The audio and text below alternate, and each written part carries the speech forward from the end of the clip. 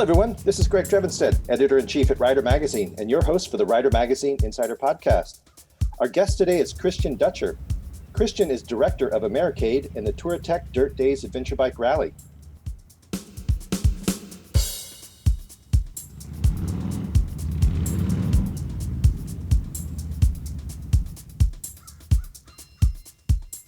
All right. Well, Christian, welcome to the show. Thank you for having me. I'm happy to be here. Great.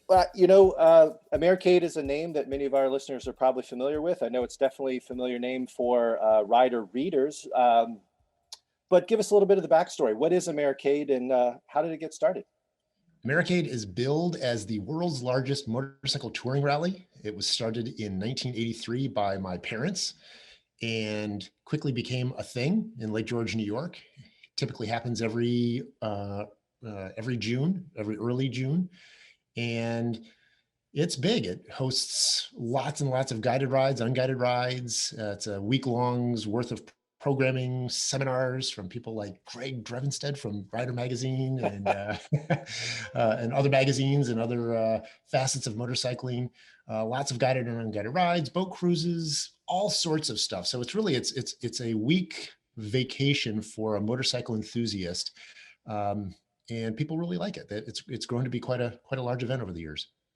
Well, I've been to Americade several times, and like you say, being in Lake George, New York, it's already in a beautiful setting. And for the rides, I mean, Adirondack Park is right next door.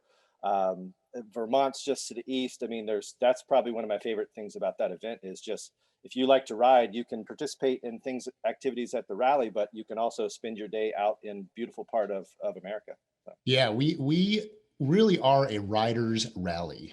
So we have lots of things that go on off the bike, and those are very important. But fundamentally, the event is about the riding. As you noted, the Adirondack Park is incredible. It's a beautiful 8 million square acre, is that right? State park, lots of high peaks. And then with Vermont's Green Mountains right across the border, it offers a whole different environment. And the thing that keeps people coming back year after year ultimately is the wonderful riding. Well, I know there on the rally grounds, so to speak, you've got also a big expo area where there's a lot of vendors. I know people can have tires installed, audio systems installed, all kinds of accessories. And probably one of the favorite things for many people is that you've got to usually have a wide range of demo rides available. They get an opportunity to ride a variety of different manufacturers' motorcycles. That's right. So our expo is very large. I think it technically, and this is a technicality, but it is the largest single site expo in the country. Other events might have multiple expos, but we have one big one in a single footprint. But our demos, our factory demos, are the things that are particularly unusual about Americade. Americade is a big event, but it's not the biggest event, but we always have the most factory demos of any event in the country. And we have had that for 15, 20 years. And I think that's because of the profile of the rider that we attract. We attract a very committed, invested motorcyclist. They might ride a touring bike, they might ride a cruising bike, a sport touring bike, but they're really into the sport. And the manufacturers have learned over the years that when they send out a demo ride at Americade, that person's more likely to buy a bike. So we in turn end up attracting lots of factory demos. So it's like a demo superstore for 1 week up in Lake George. Absolutely. I mean, I know I've even demoed some machines there that I don't normally have access to. We obviously have access to a lot of test bikes, but there have been some trike manufacturers in the past or some other vehicles that we wouldn't easily have access to. And absolutely, I've taken them for rides around Lake George and other areas. And what's the scenic road that's just there outside of Lake George that goes up to the overlook over the lake? What's that road called? 9L. Route 9L. Yeah, it's an amazing road. And then just the little, it's right there that it's actually just an up and down. There's that peak that's right next to Lake George. I'm just blanking on the name. Prospect Mountain. Prospect Mountain. Yeah, it's a beautiful little ride and gives you a great look from there down onto Lake George. I know I've photographed some bikes there that have run in the magazine because it's just a great backdrop with all the green trees and the blue lake and everything. It's really quite lovely. So yeah, it's funny. Lake George Village is this tiny little village that sits on the foot of the lake, and most people, or not most people, but a lot of people only see the village. They don't see the view from the top of Prospect Mountain like you did, or they don't necessarily ride up that road along the west side of the lake. And Lake George is regularly, I see it once or twice a year, voted the prettiest lake or one of the top 5 prettiest lakes in North America. So if you get out or up and start seeing the views, it's amazing. It really is a spectacular place to visit any time of the year. Right, right. Well, like I said, we've been involved with Americade for many years. I know that we're trying to finalize our involvement this year. So last year was a pandemic year. I mean, we're still kind of in it, but we're coming out of it. Last year was a challenging year for our magazine. I know for many, outdoor events such as yours, it had to be canceled. It's planned for this year. You said that it's typically the first week of June. Um, it's going to be later this year. Tell us a little bit about moving the event and what that does. I mean, instead of the summer heat and rain, it's going to get some fall colors, I guess. That's right. We early on we decided, look, let's not play the guessing game. Let's just push the event. Let's proactively reschedule the event and remove all the uncertainty and all the stress of trying to determine where this whole COVID thing goes. So we pushed it to as late as is possible while still providing a nice riding environment. So we pushed it to the last week of September, whose highs are only 4 degrees colder than early June. So the temperatures are great. They reach 70 during the day, and it also overlaps the beginning of fall foliage season, which is a hugely popular. I mean, anybody who lives in the Northeast understands this, but it's a hugely popular time of year for tourists. The fall colors are amazing, and this is a rare opportunity to attend an Americade when you can ride up into the high peaks and see some amazing fall foliage. That'll be great. I mean, even just going over to, I can imagine going over to Vermont. I've only ridden in that area during Americade in the summer, but you've got Mhm. covered bridges, you've got these quaint villages and so forth, and to see them, with fall colors, it's great. I'm going to have my camera with me, and I can't wait to, have a bike parked in some scenic locations. So, go Actually, ahead. I was just going to say, it's fun because it doesn't just change colors. The whole ambiance changes. You'll see pumpkins. You'll see lots of apple picking, apple cider donuts. It's like there's this whole quasi festive environment that exists during that time of year only. And to be able to do it and share it with Americade is going to be a pretty cool thing. But that's great. So Americade, as people may not know, it runs a full week. It usually begins with an opening celebration on a Monday, and then it runs through that whole week and the following weekend. So, how is it that people, sign up? Do they sign up for the whole event? Do they sign up for individual events? How does it sort of work? If somebody's never been there and is interested in, hey, I, can't go and I've never been before. I'd like to try out Americade. How do they find out how to sign up and get involved to So the participate? first thing to do is Americade.com lists the events. We're about to start listing all the events for this September's Americade, and that will give somebody the scope of the event, a sense of how big the event is, how many different things you can do on any number of different days. And once they have that understanding, we then ask the following question: how much do you want to do? Because if somebody says, I want to do a lot, then you want to sign up for a multi-day pass. We sell wristbands that are these multi-day passes, and many of the things are included with the pass, but there are also optional things that you can add on top of that. Or if you're just coming up for a day or maybe 2 days, then you can do just what's called the day tripper pass, where you can just check in for a day or two and ride demo rides and see the expo and maybe take a guided ride or an unguided ride. So it really has everything to do with how much you are willing to allocate as far as time, um, and interest. And so if your wish list is long, we can fill it, but you just need to set the time aside to do it. Understood. What about accommodations? How do people, stay there in Lake George? I mean, if they're not just coming up for the day, they're going to be there for multiple days. How do they find accommodations? So on our website, we list all the properties regionally. There are lots and lots and lots of lodging options. Lake George is a wealth of hotels, motels, campgrounds at all sorts of different price points, on the water, off the water. So there are plenty of choices. And is camping available? Camping is available. Camping will be a popular option in late September. It's a nice time to camp. Never gets too hot. One of the things, actually, I'm just going to go back one step. One of the other things that's pretty cool about this September's Americade is that same weekend is the second largest hot air balloon festival in the country in the next town over. Oh, So wow. it adds a whole new fun, colorful element to Americade. That's awesome. That's awesome. So, like I said, I know that in the past we've been involved with the opening celebration, which is an event that has some live entertainment. There's often some prizes, and it's a way to really kick off the event. Um, I, we're going to be involved with with a sponsored guided ride this year, so I'll be there personally. So there'll be an opportunity for some of your participants, some of our readers, to go on a ride with one of the editors, and we can have lunch together or something, and meet face to face, which is something I don't get to do with a lot of our readers. So, Yeah, um, people love that. there's also I think we're going to be involved with you have a silent auction. Is that what kind of things do you guys auction off for that? So we launched it in 2019. It's kind of a proof of concept idea where we have a number of companies donate a prize or prizes, helmets, jackets, things big and small. Sure. And it's run like a traditional silent auction. People come in and bid whatever number they want to throw on there. And then at a certain hour, we determine the winners and announce the winners. And 100% of the proceeds go to the Wounded Warrior Foundation. So the Wounded Warrior Foundation is a group that's been working with us, and I can touch on that in a second. It's actually a pretty interesting story.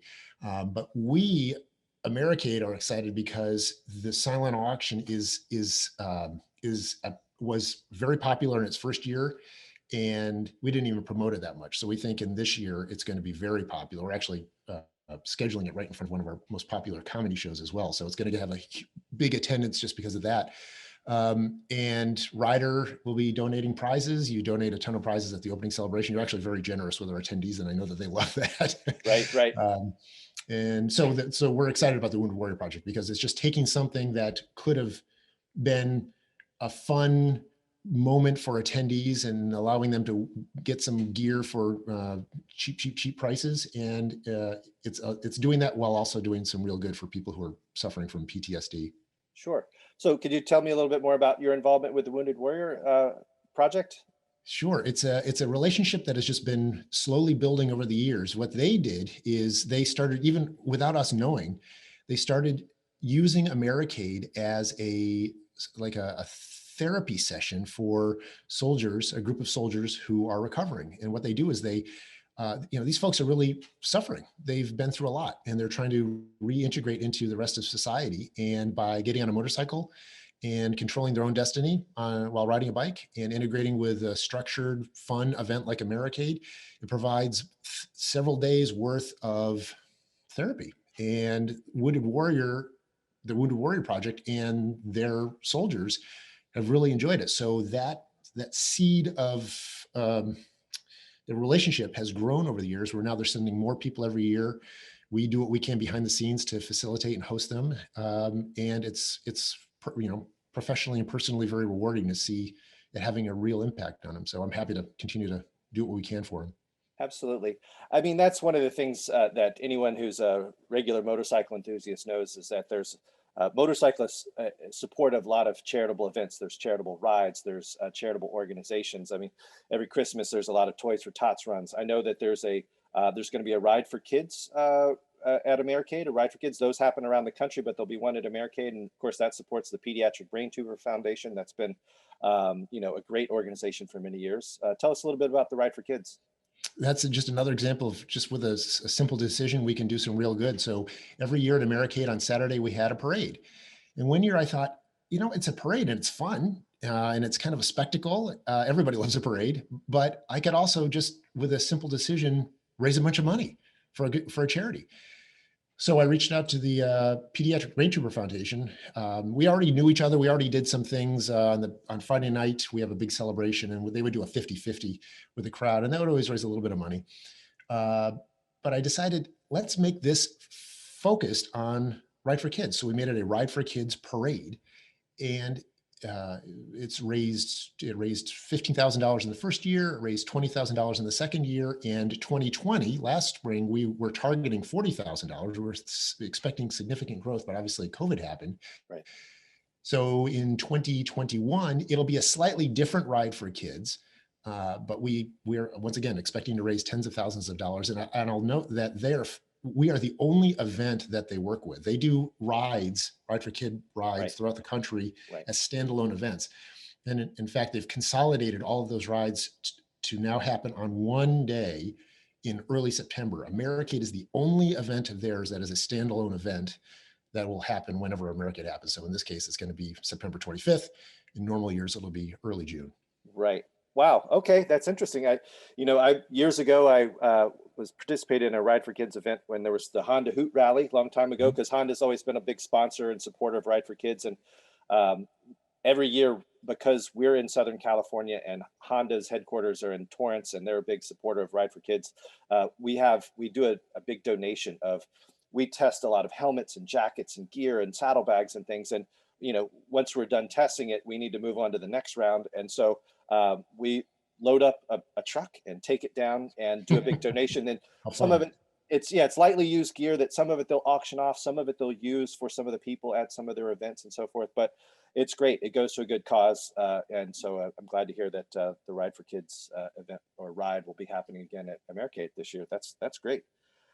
So it's funny, I know we've touched on a little bit about the kinds of events. I mean, the riding at Americade, the expo, the demo rides, things like Ride for Kids, the Wounded Warrior Project Ride, and silent auction. You mentioned the silent auction is going to be before your big comedy act. Is that a couple years ago I saw Alonzo Bowden and he was fantastic. Is he coming back this year? He is. We have a great relationship with him. He's performed at Americade for years, and I have. I mean, one would expect that I would hype a show that I'm going to be offering in the fall, but you can't overhype this guy. And I'll tell you why. A couple of years, every year he gets a standing ovation. That is just going to happen at the end of the show. But a few years ago, I was standing outside of the building that he was performing. This is a pretty big building. It's got about 500 seats in it. And it sounds like promoter smoke, but the building sort of was reverberating with the cheers inside. And I thought, that is an amazing thing that's happening inside that building. People are having a great time. So we are always motivated to bring Alonzo back. He does 2 shows every year. And I'm delighted that he's got the availability in the schedule this year, because his fame and his career continues to grow. And Right. every year I'm thinking to myself, geez, I wonder if he's going to be able to come back to Americade. I think it was 2018 when I saw him at Americade. And the thing is, Alonzo is a great comedian in and of himself. He's got his Amazon Prime Video special and things like that. And he talks about, other topics, but he's also a true dyed-in-the-wool motorcycle enthusiast. He owns a bunch of bikes. He rides a lot. And the show I saw in 2018 is he didn't have any scripted material. He was interacting with the audience. It was completely extemporaneous or improv, where he was asking people questions and he could create on the spot humor about Harley riders versus Goldwing riders versus Kawasaki riders. Like, he understands motorcycles well enough.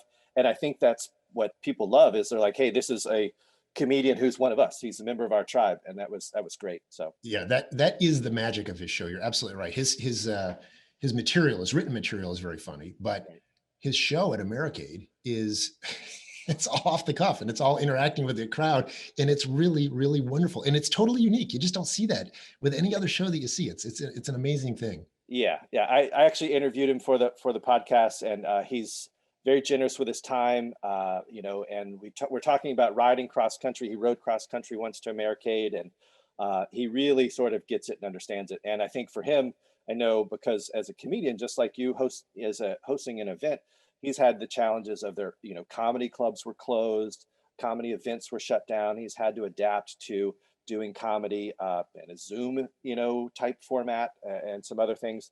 But he was saying that, the part of what helped him get through the pandemic, and it's true for a lot of us, is being able to get on his motorcycle, put on a helmet. He lives in Southern Cal. He lives in LA. Just go up the PCH along the coast, go up into the mountains and ride, and just clear your head. As he says, it's, we all say it's sort of the built-in social distancing vehicle. So Mhm. that's good. So I think for a lot of us, we're really yearning for an opportunity to return to normal. I know you are, as an event, promoter and host. We are, even in terms of our magazine. But I think for a lot of people, is an event like Americade, because it's been going on for years. I know you have a lot of people that come every single year. They stay all week. That's how they meet up with their friends.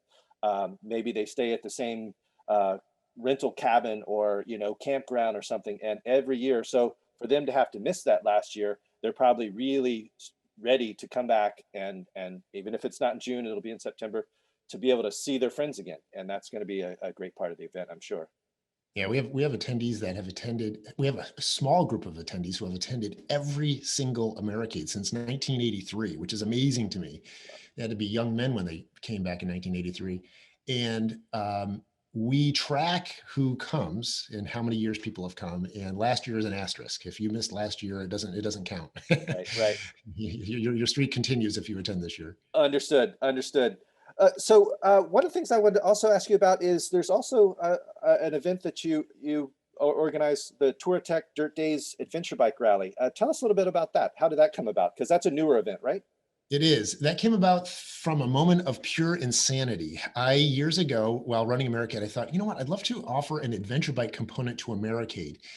But recognizing that the adventure bike market is a discrete, different market than touring and cruising, I ran parallel events. So same time, same region, different venues, different vibe, different attendees. And running Americade is a challenging enough position, and to try to start and run another event simultaneously was crazy. And eventually I came to my senses and said, okay, look, this event can live and breathe on its own at a different time. So we broke it off, and now it's in middle of August. This year it'll be on the border of New Hampshire and Vermont, and it's sort of like an Americade in that it offers lots to do, but it's purely for adventure motorcycle enthusiasts. So lots of guided rides on beautiful back road, single track, sometimes challenging rides. The rides have different skill levels. So we have novice rides, we have advanced rides, we have motorcycle demos and obstacle courses, and it's great. It's been growing substantially every year, and this year I think is going to be quite a breakout year. It's in a new big facility that should accommodate all of the people who are dying to, as you noted before, return to normal life. Sure, sure. Absolutely. So is Dirt Dates also, will there be some demo rides? I know you're talking about some organized rides. That's always, I know for me, I do some dual sport riding, some adventure riding, and it's one thing to like put together a ride on pavement because you can sort of, you just hear what the good roads are, but to actually put together a nice off-road loop, whether it's national forest roads or trails, it's like if you can put that together, you provide people with a real valuable opportunity that like, hey, I don't have to figure it out for myself, you guys are going to have that. But we also have some demo rides.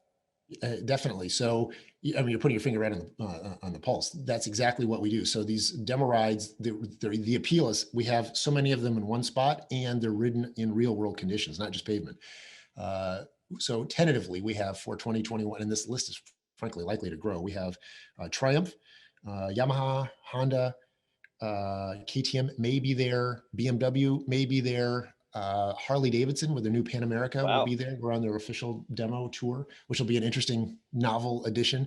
Um, and it's like a candy store. Where else can you demo ride all of these different bikes adventure bike in an adventure bike environment? Right, right. Well, I mean, I know that's one of the reasons that people have read magazines like Rider is that, it's for our motorcycle evaluations and we do the best that we can, but there's really no substitute for the try before you buy because, what my approach to a motorcycle is, what my body type, what my riding style is, that can't help but influence my review of a motorcycle.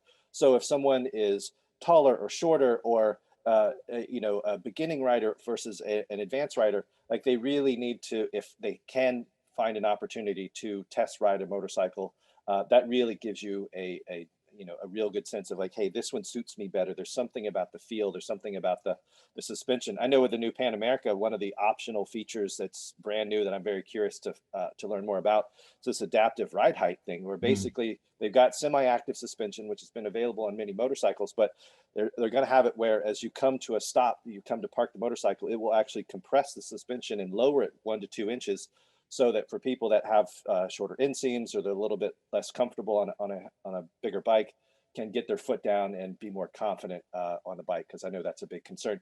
Adventure bikes just tend to be taller. They've got taller suspension, more ground clearance, and so that it's hard to make a low seat height adventure bike. And so Right. that is a novel approach. So Yeah. It's going to be it's an interesting introduction in that.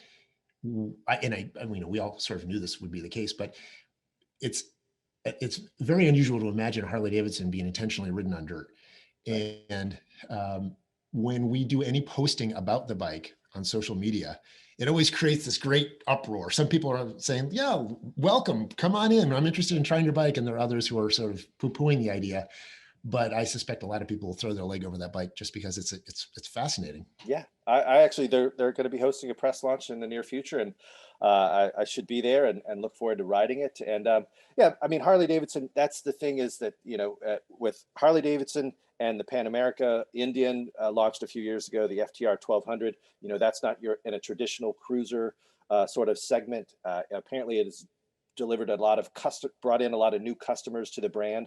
This will certainly do the same for Harley Davidson. They just you can't just sell to the same people the same kind of motorcycles all the time. They're a big multi-billion-dollar company. They've got to expand, and that is a competitive segment, but it's also been a area of growth in our industry, where some other motorcycle segments have been they've been pretty flat for quite a while. I mean, Yeah. the interesting thing is, I mean, again, talking about Americade, DirtDaze, these events, uh, you know motorcycle sales for 2020 were up 11% over 2019. I mean, there's just, it was a period of lockdown, but, recreational vehicles like, actual RVs, motorhomes, boats, dirt bikes, motorcycles, people were looking for some way to get back out, to return to normal life, to get out of, their home, they're working from home, whatever it may be. So I think that this is, I don't know. I'm just thinking that I can really see that 2021 is as we continue to get back to normal life. This is going to be a thing where we've all kind of had the brakes on. We've had to for reasons of safety, reasons of sort of lockdowns that have been required. But as people start to let the brakes off, I mean, hopefully they're going to put their they're going to get on the gas, and that's in terms of motorcycling more, traveling more, going to more events, doing more things. I mean, I think it's going to be great for our industry. You know, as well as many other industries. This could be a really fascinating period to see over the next couple of years. So Yeah, I totally agree. And I'm not being snarky when I say this. Hopefully, this will be the only. We should really appreciate the uniqueness of what we're about to experience, whatever it is, yeah, because presumably it won't happen again. That's right. fingers crossed, knock on wood, as I say that. Well, it's interesting is, I mean, I'm not a huge student of history, but to look back, I mean, there was a huge global pandemic in 1918 and 1919. It followed World War One, and right after that period of the World War and the pandemic came the Roaring Twenties, which was a huge period. I mean, automobiles, aviation, jazz, films. I Mhm. mean, it's just sort of like we entered the modern era. And unfortunately, after that was also a Great Depression. I'm not saying that that's necessarily going to happen here or not, but it's just we could really go through a Renaissance period. And motorcycles are such an experiential vehicle, much more so than a car. And so that's the sort of thing, if people are looking to have experiences again. I realize that if you don't ride a motorcycle, there can be challenges learning. It's a skill-based activity, but I think this is we're looking at what will hopefully be, like I said, a real a good period for all of us, for the industry. I know motorcycle sales never really fully recovered from the Great Recession, so I don't know if we'll ever get back to those million units plus days of 2005, 2006, but it would be great for all of us. I mean, for events like yours, or magazines like ours, all of the manufacturers, all the aftermarket companies, those that come to your event and are at the expo. I mean, everybody's looking for, like I said, not only a return to normal, but maybe like normal plus. Yeah, So, yeah. Well, I'm ready for it. Bring it on. well, listen, is there anything else you want to tell us about Americade or DirtDaze for our listeners? Like I said, what we'll do is we'll have links to both events for Americade.com. Is it DirtDaze.com for that event? DirtDazeRally.com. DirtDazeRally.com. We'll have links in the show notes. Is there anything else you'd like to share with listeners that they might not know? Just a couple of things. One is the registration will open for both events toward the end of April. And I'll just do a quick plug. We do a high-end 100-person group tour in September down in Roanoke, Virginia. So it's called Rolling Through America. This one's called Rolling Through Virginia. And if people are interested, they can go to Rolling Through America. That's THRU America.com. Okay, we'll have a link to that as well. I'd like to learn more about it. And well, again, Christian, I appreciate your time. I'm looking forward to Americade this year. I know you absolutely are looking forward to Americade. I mean, for me personally, what I think from my experience at your event, I know you said that your parents founded this event, you run this event. It has that family atmosphere. I mean, I think there's a lot of motorcycle events out there, but Americade is pretty special in being, not only with its touring focus, but really it's a very family friendly type event. And I think that's something that people, can really enjoy. Well, thank you. That's by design, and it's special to us as well. And we really support, or we really appreciate riders' involvement with Americade. Frankly, I think since day one, I think a rider has been part of Americade since the very first day. So thank you very much. It has. It's been a good relationship. So, thanks again, Christian. I will see you in a few months, and so we will also get the word out about registration for Americade and DirtDaze. We'll get it out on our website and social media and spread the word, because we want people to be involved, to participate. Like I said, since we'll be there, some of our readers can come and maybe come on a ride with us. That would be great to be able to see people face to face. Great. I look forward to it. Great. Well, thanks again, Christian, for the Rider Magazine Insider Podcast. I'm Greg Drevenstedt. Thanks for listening, and keep the rubber side down.